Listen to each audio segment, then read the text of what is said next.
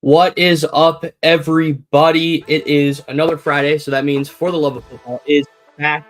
Today, we have a lot to break down. College football is back.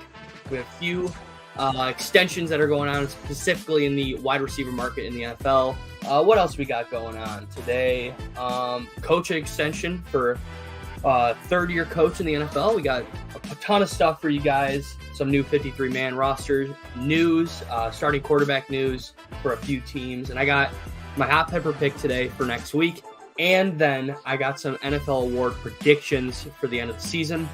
So stay with me. It's going to be about a 45-minute show with me today. But if you haven't already, if you're watching on YouTube, Instagram, or Twitch, be sure to hit that follow button. Be sure to hit that like button because it just helps me out to spread this content out to more and more people every single week.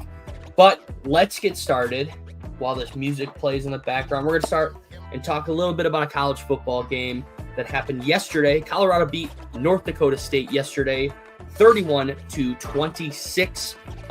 Some three standout players. I think we can all claim that these three were probably the best players on either side of the ball. You got Travis Hunter, Shedeur Sanders, and then Jimmy Horn Jr.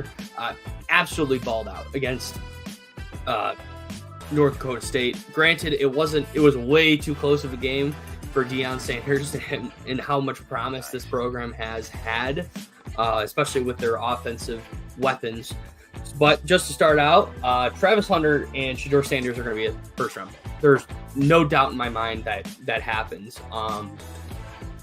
Yeah, they're going to – I don't know where. I think Shedeur Sanders is probably going to get drafted to either the Raiders or the Giants, just realistically looking at how the market is right now. But just with the statistics that happened last night, Travis Hunter, 7 receptions, 132 yards, and 3 touchdowns.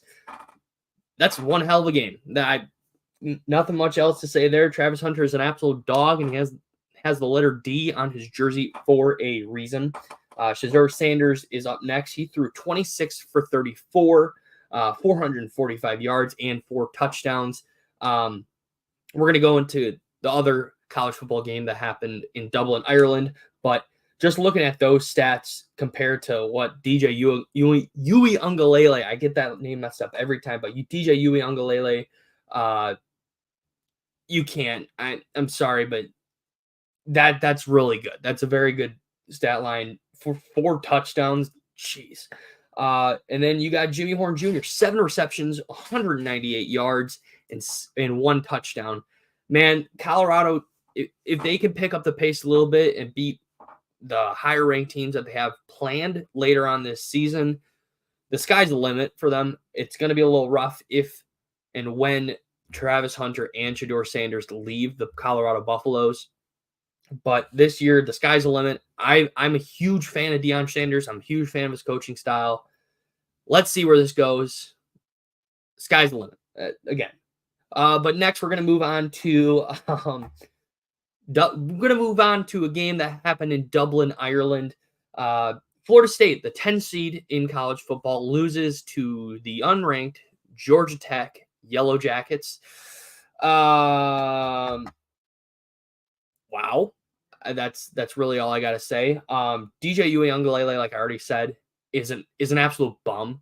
He's been playing in college football for 5 years now. Hasn't really gotten his crap together since he actually had to start for Trevor Lawrence in Clemson. Left Clemson to go play for Oklahoma State. He kind of had some progress there, but there's really been nothing. He's just a certified bum. I think he threw for 19 for 27 and 198 yards. You're not going to league, buddy. Have fun in the XFL. I shouldn't be talking that down on him, but because I couldn't do much better. However, Yeah, if you're Florida State and you lose against an unranked team week 1,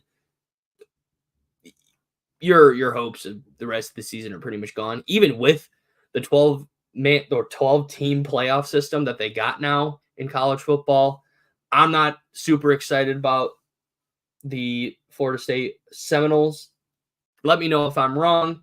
However, yikes, it is a rough one for the Florida State Seminoles. Going on to tomorrow, I believe the Michigan Wolverines play. I haven't done really a lot of research on the game, but I don't believe a quarterback has been publicly announced. I can double check on that, but I'll do that later in the show once we wrap it back around to college football. However, we'll move on to the NFL because that's what everybody is here for. We have some extensions that happened from last Friday to this Friday. Last Friday, we were kind of looking at CeeDee Lamb and Brandon Aiyuk potentially getting a extension going into this week. We were correct. CeeDee Lamb was extended 4 years, $136 million, just under Justin Jefferson. I believe Justin Jefferson's getting paid 4 years, $137 million. Correct me if I'm wrong. But huge. That's a huge contract for CeeDee Lamb. He absolutely deserves it. CeeDee Lamb's been a dog ever since he got to Dallas. He's probably the best offensive weapon they currently have right now. They got no running backs. Deuce Vaughn is great, but we haven't seen a lot of progress out of him.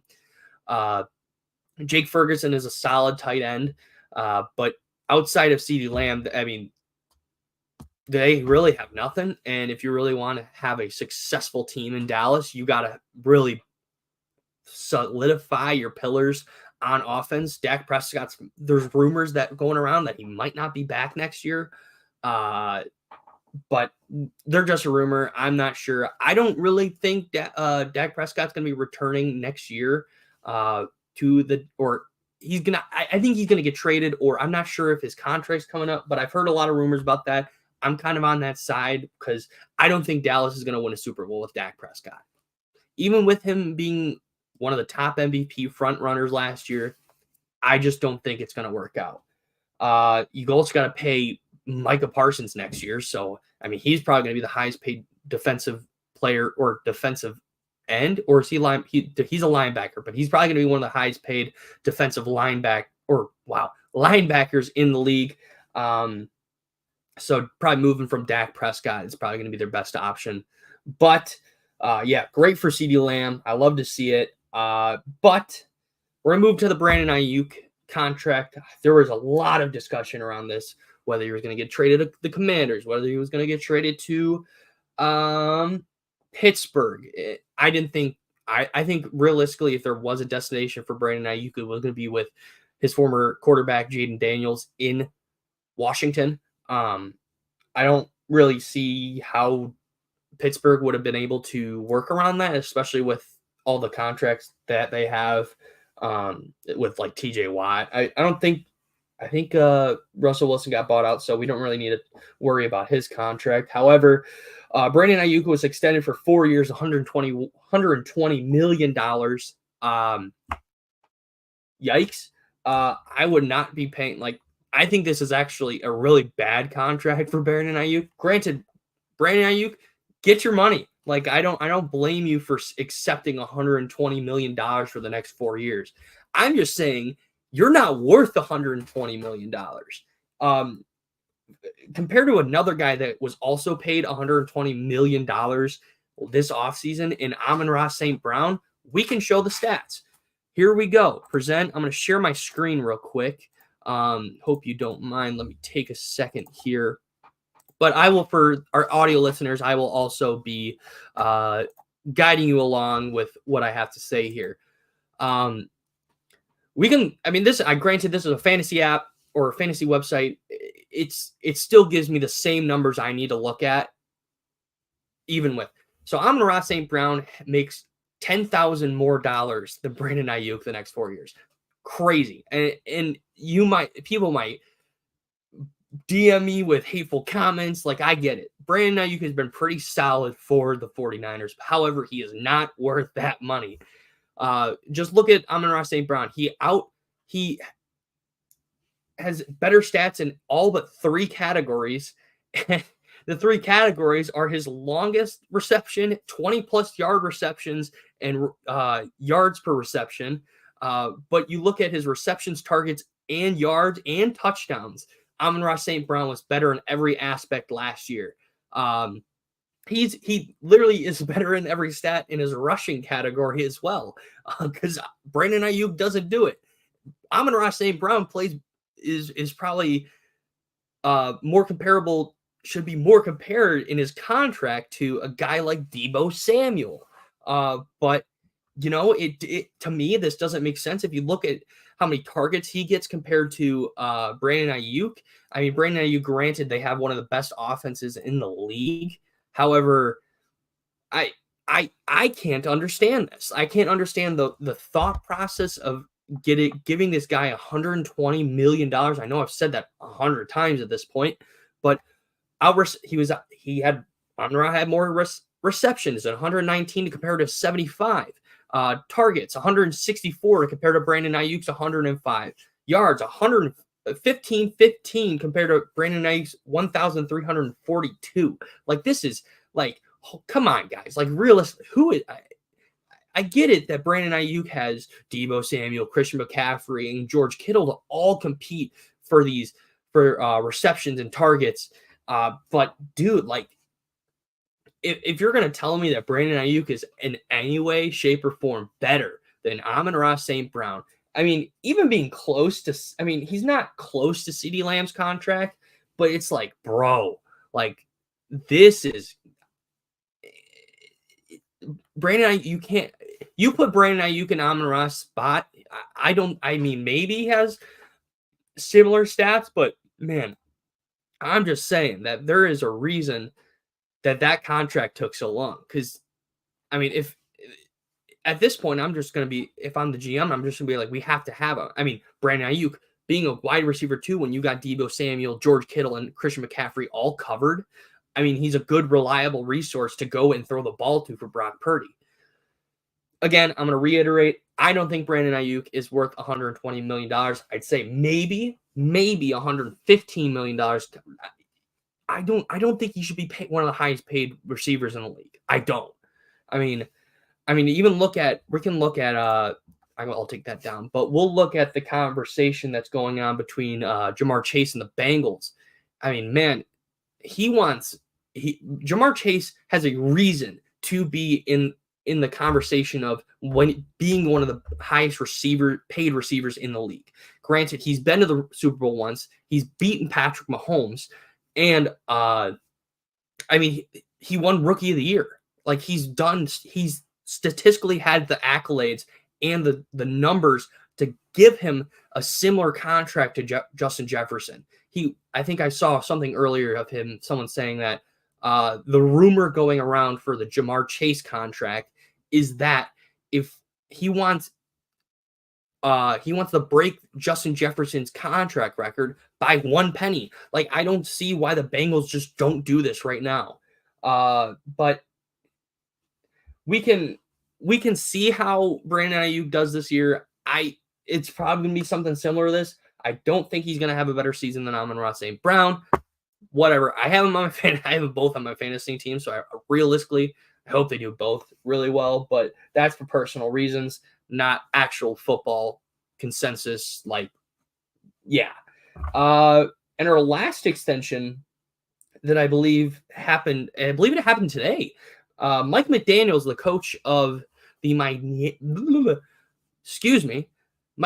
the Miami Dolphins head coach, has been extended through 2028 per Adam Schefter. It has not been announced how much he's making through 2028, but Mike McDaniels has been running one of the best offenses since becoming a head coach for the Dolphins. With the weapons he has, with Tua Tagovailoa, granted he's not a top 10 quarterback. People can say Tua's a top 10 quarterback, but he's not. He's, I'd say, fringe top 10. But you got Tyreek, you got Jalen Waddle, you got two of the fastest running backs in the league in Devin Achane and Raheem Mostert. This should not surprise anybody at all. But, Mike McDaniels, I love his attitude. I remember, I think everybody's probably seen the meme at this point of what Miami does to you, and it's Mike McDaniels his first year compared to how he looks like a mob boss now. But good for Mike McDaniels, good for all these guys. I mean, I'm not poo-pooing anybody for making their money because, man, I make nothing. Like, I'll be honest, I make dog water. Uh, but yeah, congratulations to all these players. Congratulations to potentially the few more players and like Jamar Chase coming into next week, making a contract extension. But we're going to move into a couple more. I'm cooking through this, man. We're going to talk a little bit about the 53-man rosters going on with the NFL. Russell Wilson has officially been named the quarterback one for the Pittsburgh Steelers as of, I believe, a couple days ago.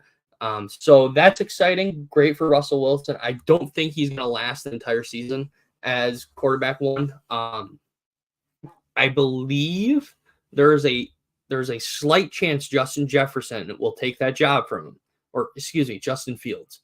We just got off a wide receiver train, but granted, let me fix that. Russell Wilson will not be the quarterback one all season.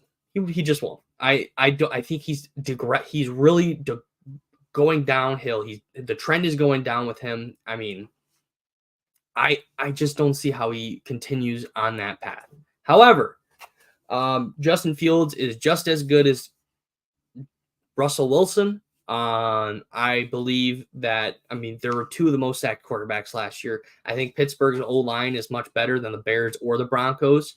However, we can look at the situations that they were both in last year and compare it to what Pittsburgh has. And, I think they're both in a better situation. I think one of them, Justin Fields, is their future. Pittsburgh did not grab Justin Fields knowing that he's a well and oiled starter in the league. There's no way Justin Fields loses a job after 3 years in the league. I think that's ridiculous. Let me know what you think. But yeah, Russell Wilson will probably stop being the starter of the Pittsburgh Steelers maybe by week 6, I'm going to predict. I think Justin Fields is going to get a chance. I don't know how or why. I'm just feeling that. But who knows? On to the next team that's announced their quarterback one for the season.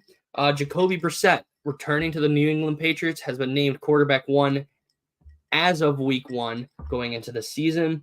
I think this is a really smart move for the Patriots.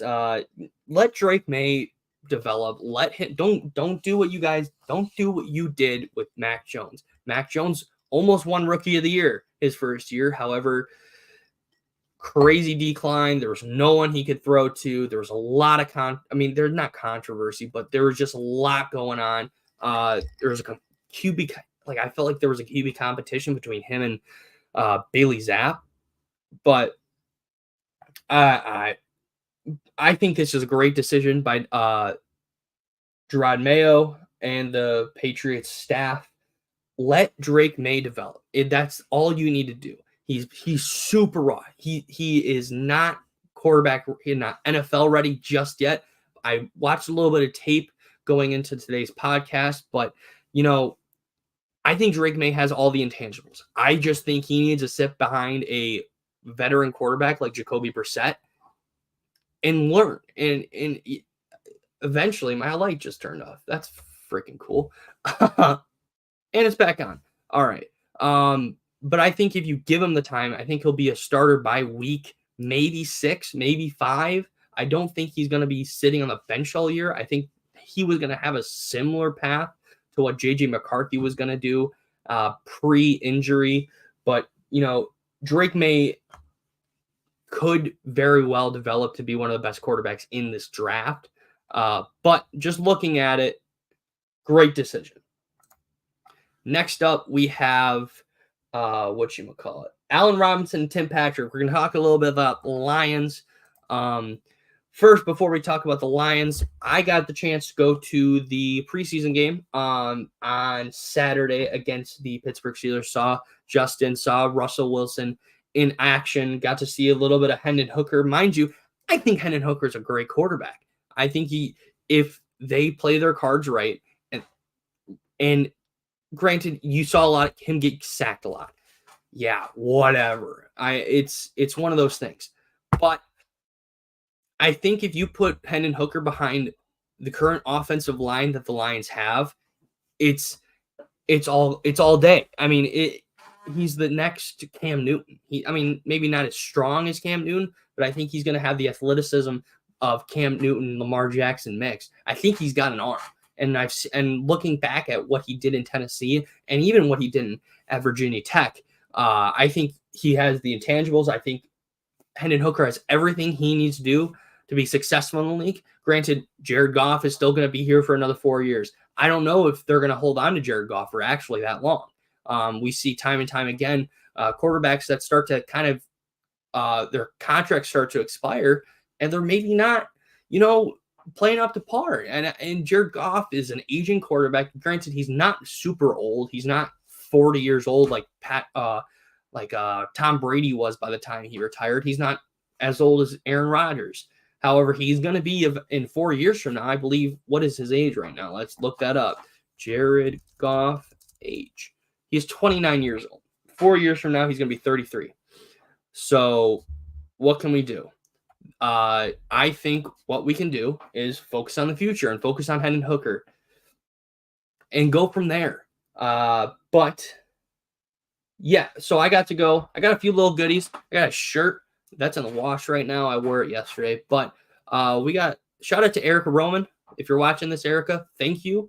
Where did I put? So I got this pin from last year. It's an all grit pin. Let me see for those who are listening to audio. It's not gonna show up. There we go. Yeah, it's pretty sweet, pretty snazzy. I got a little football. I think this was like a giveaway or something on the when you walk in or something. And then I got a little magnet. Sweet. Don't have a fridge to put it up, but thank you, Erica, for the kind gifts. But continuing the conversation about the Detroit Lions, Allen Robinson and Tim Patrick joined the practice squad for the Detroit Lions. Tim Patrick was a wide receiver formerly for the Denver Broncos. Allen Robinson, he's from Michigan, but he's actually from Detroit. Allen Robinson started his career. Where did he start? But I predominantly know him from playing as a Chicago Bear. He left the Chicago Bears to go play for the Rams, and then he was drafted as a New York Giant. Excuse me. But having him in Detroit, this was something a lot of people are having conversations about once he left the Bears. About him coming home to Detroit. I thought that was a great move going into it. He left, went to the Rams, who just came off a Super Bowl. Didn't go really the way he wanted to. It was really kind of the decline of his career. He was now formerly with the Pittsburgh Steelers. Now he's with the Detroit Lions. Glad to have him home. Glad to see. I hope he can be that X receiver for us. Because we're looking kind of like for a big body guy to be that X receiver spot. But glad to have him back. Tim Patrick's also not a small guy. He can also fill in that role if Allen Robinson is really not doing all that. We had a couple cuts, a couple re-signs from the cuts. We got Donovan Peoples-Jones, who was recently let go from the roster. He has re-signed back with the practice squad, hoping to make his way back onto the active roster. Great news for that. I think DPJ should stay in Detroit. I mean, granted, it's a crowded wide receiver room. We'll see how that goes. However, DPJ's back. Shane Zylstra was let go. I'm not sure if he has returned. And that's really all I have. Nate Sudfeld finally is gone. Hallelujah. But that great news all around for the Lions. And my light turned off again. Let's see if it turns back on. There we go. I think my battery's dying. I think that's what's going. Yeah. All right. Juju Smith-Schuster. I guess we're going no light because my light just died. Juju Smith-Schuster is returning to the Kansas City Chiefs. I believe, on the practice squad. I don't think it's on their active roster.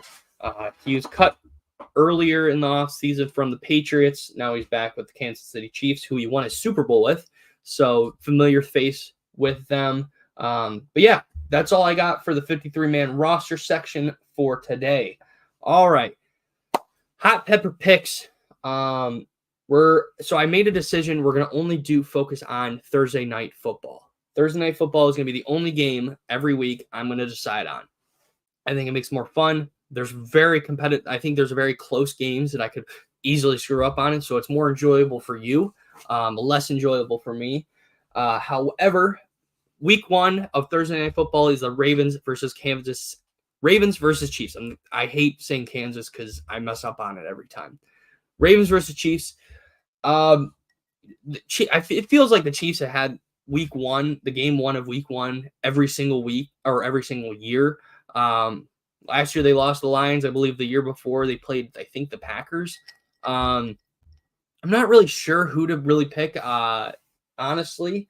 So I'm kind of just going to go for my gut and hope to no end that this is right and I don't have to eat a habanero pepper next week. But I'm going to pick the Kansas City Chiefs. I think coming off a Super Bowl, I mean, you got unlike last year, they have Travis Kelce and Chris Jones on their roster. They're still able to play. If something happens between then and there, I'm screwed. But I think the receiver room is a lot better compared to last year. Rashee Rice, Xavier Worthy, Marquise Brown, who's currently injured, but Kadarius Toney's gone for Chiefs fans. Congratulations. He is out of there. But, you know, they've really improved that room. Plus, you got Isaiah Pacheco, who's I think is going to be one of the biggest breakout stars this year. But yeah, I got the Kansas City Chiefs. I don't really see a reason why I would pick the Baltimore Ravens. Granted, like I talked about this last show, but the Ravens are 1-4 against the Chiefs, losing their 4th game against them in the AFC Championship. So I mean, just the numbers in my that are in my hands, I'm saying that wow, I should really bet for the Chiefs to win this game. If you think that the Baltimore Ravens are going to win this game, let me know. However, we're going to continue on watching that. But last section of the day, or 2 sections of the day, we'll see how it goes. But I'm going to predict each and every NFL award going into next season. First, we got our MVPs. We got a lot of decision making on that front. So I believe we can show the screen. Hold on. MVP front runners. NFL. I think the odds are out. Nope. That's last year. 2024, 2025 front runners. All right. I'm going to share my screen. Boom. Share screen. Bow. Boom. All right. So here we go. We got our odds for next year. I'm going to move that up a little bit just so we don't have ads because I'm not paid by you. Patrick Mahomes and the Chiefs is the highest odds bet in most sports books. Then you got CJ Stroud, Josh Allen, Joe Burrow, Jordan Love, Jalen Hurts, Aaron Rodgers, Dak Prescott, Lamar Jackson, Brock Purdy, and Jared Goff. So I'm going to give you my reason for each and every player real quick. For Jared Goff, we're going to start at the bottom. I think Jared Goff, the reasons for him winning MVP, I think they have to win at least 12 to 13 games next year. He has to have I think he has to have his best career season, yards and touchdown wise, but for him to even climb up the ranks, I think it's a long shot for Jared Goff to win. Just based on how talented his team is around him. I think it's a similar thing with Brock Purdy. Granted, last year, I mean, there was really no quarterback that was good enough to win the MVP award. I thought Christian McCaffrey really should have won it last year.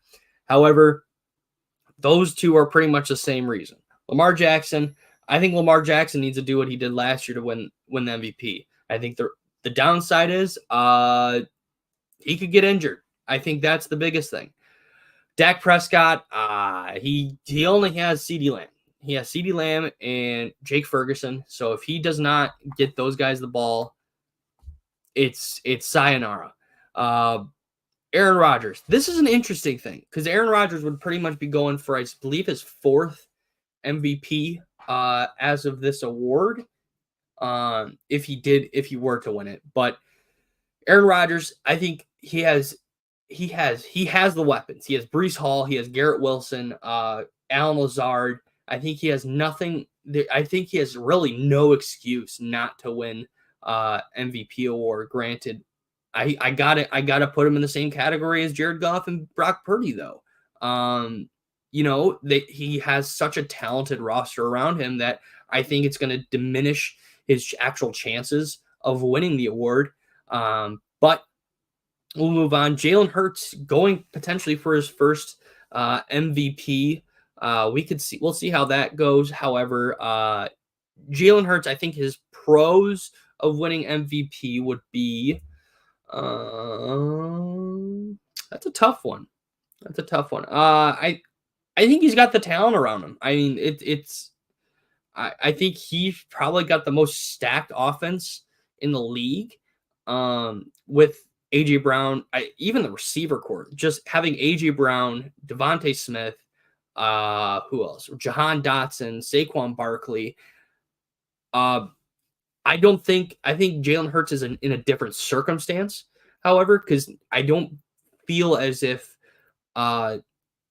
those players, maybe outside of AJ Brown and Saquon Barkley, are top 10 in their respective position.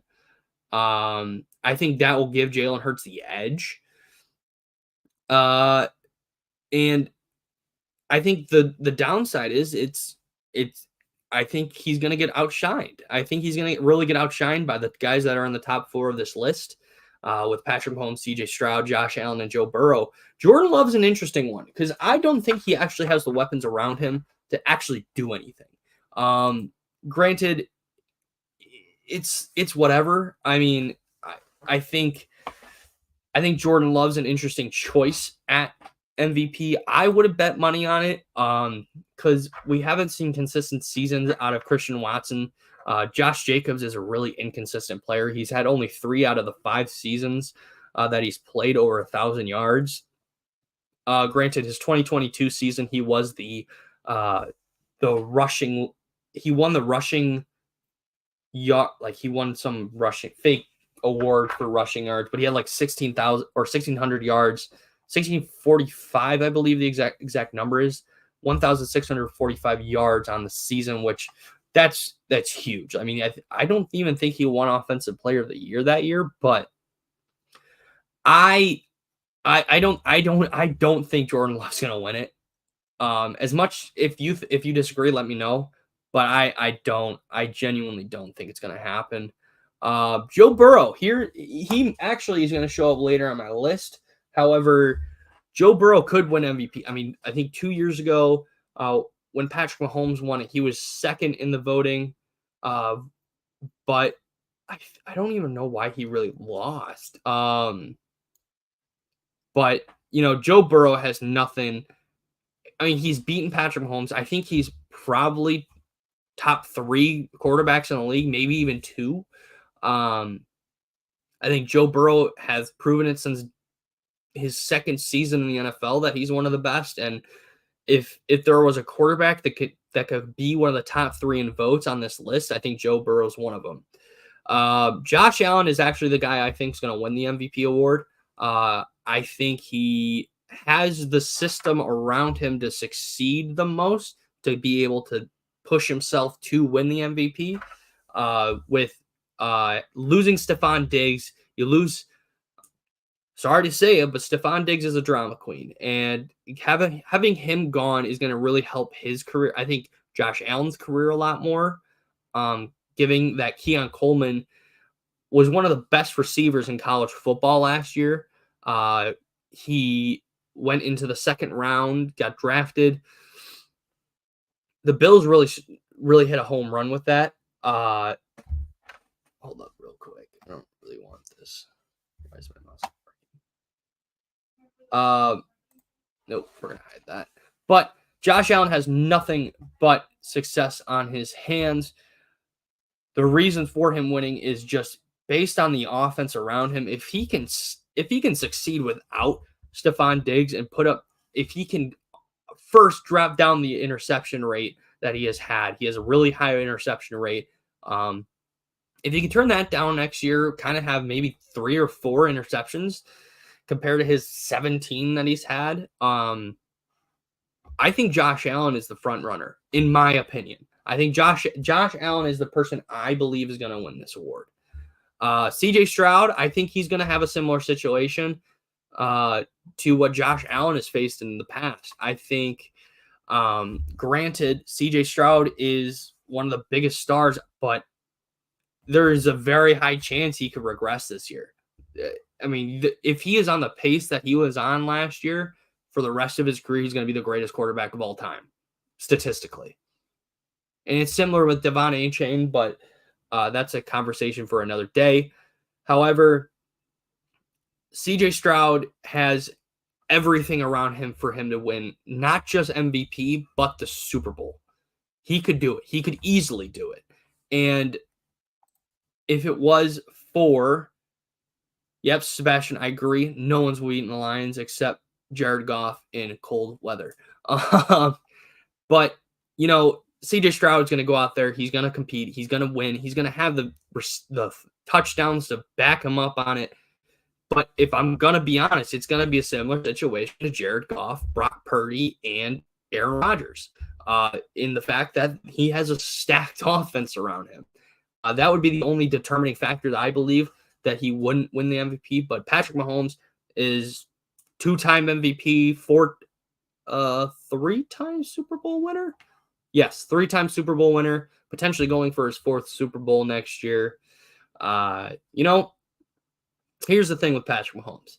Until someone kills him, realistically, he's the front runner. And until Patrick Mahomes dies, and I pray to God, I hope he doesn't die, but until something radical happens to Patrick Mahomes, there's no doubt in my mind that he's going to be the front runner in most people's mind. But yeah, that's all I have for the MVP, but we're going to move on to Offensive Player of the Year, and I have Christian McCaffrey. My top 3, I would kind of say, are Jahmyr Gibbs, Christian McCaffrey, and then I believe I'm going to probably lean towards, drumroll please, CeeDee Lamb. I think those 3 players, even last year, were some of the best at their position. I think Bijan Robinson could be a dark horse. I think guys like Breece Hall could be a dark horse. But I see Christian McCaffrey. Christian McCaffrey is in a similar situation to Patrick Mahomes without the Super Bowls, but just as a talent with the 49ers, in the fact that if Christian McCaffrey would have to have something, like I said earlier, radical happen to him to not put him in the conversation of one of the best offensive players in the league. But we're going to quickly run through the last few because we're coming up on time, and I want to give you guys some time for mailbox, and I'll explain that once we get to it. Defensive Player of the Year, I have Aiden Hutchinson. I think Aiden Hutchinson now has the defensive line to back him up to get not just 9 sacks a season. I think 9 sacks and a pick, mind you, but I think he has absolutely the chance to do it. If there was another player, I'd probably say I think Micah Parsons is in that conversation. I think Myles Garrett's always got to be in that conversation. But I think Aiden Hutchinson's going to win it. Maybe am I being a homer? Absolutely, but who cares? Who realistically cares? Next, Offensive Rookie of the Year. My 3 front runners are going to be Keon Coleman, Caleb Williams, and Jaden Daniels. Jaden Daniels is going to win that award. Caleb Williams easily could take it from him. However, who cares? It's my list. I think Jaden Daniels is going to win this award. But reasoning for Jaden Daniels is the fact that he can go in, he can actually provide the majority of the offense, similar to Anthony Richardson with the Colts, even though Anthony Richardson got injured. But Jaden Daniels has a better arm than Anthony Richardson. I think the ground is set just for one of the top two quarterbacks to win that award, unless one of them is just an absolute bust. But Jaden Daniels and Caleb Williams, it's really a toss-up between those two, in my opinion. But I would put money on Jaden Daniels over Caleb Williams, given the fact that he has less weapons, and if he can perform like he did at LSU with less weapons, with just Terry McLaurin, really, the sky's the limit for this kid. But going on to defensive rookie of the year is the Minnesota Vikings' second pick in the first round, Dallas Turner. I think losing what was his name? Oh my God, why can't I remember his name? Who was the